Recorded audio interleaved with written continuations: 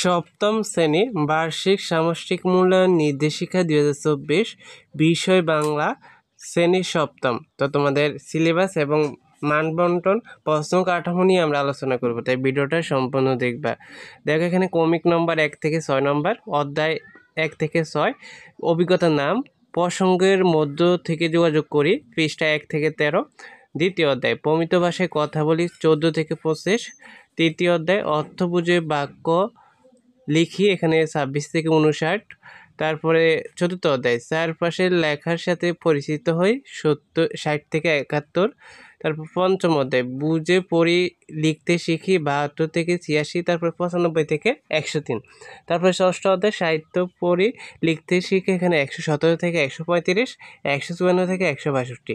এই সিলেবাস হচ্ছে এটা, তোমাদের এগুলো পড়তে হবে। তো মূল্যায়ন কাঠামো হচ্ছে তোমাদের শিক্ষণকালীন হচ্ছে 30% এবং সামষ্টিক হচ্ছে 70%। এখন আমরা প্রশ্ন কাঠামো দেখে নেব।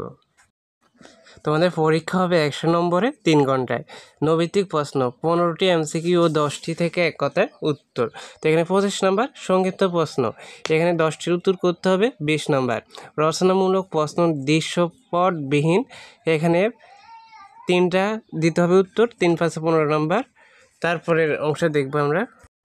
তারপরে রচনামূলক প্রশ্ন দৃশ্যপট নির্ভর, এখানে সৃজনশীল হতে পারে, 60টি থেকে 5টি উত্তর দিতে হবে, নম্বর হচ্ছে 5 করে। 5টি উত্তর দিতে হবে, এখানে নাম্বার হচ্ছে 8 করে, 40 নম্বর। এটা হচ্ছে তোমাদের প্রশ্ন কাঠামো। তো আশা করি তোমরা ভিডিওটা দেখে অনেক উপকৃত হয়েছো। তো আমরা সাজেশনগুলো অতি শীঘ্রই তোমাদের মাঝে আপলোড করবো, তাই সকলে চ্যানেলটি সাবস্ক্রাইব করে রাখবে। ধন্যবাদ সবাইকে।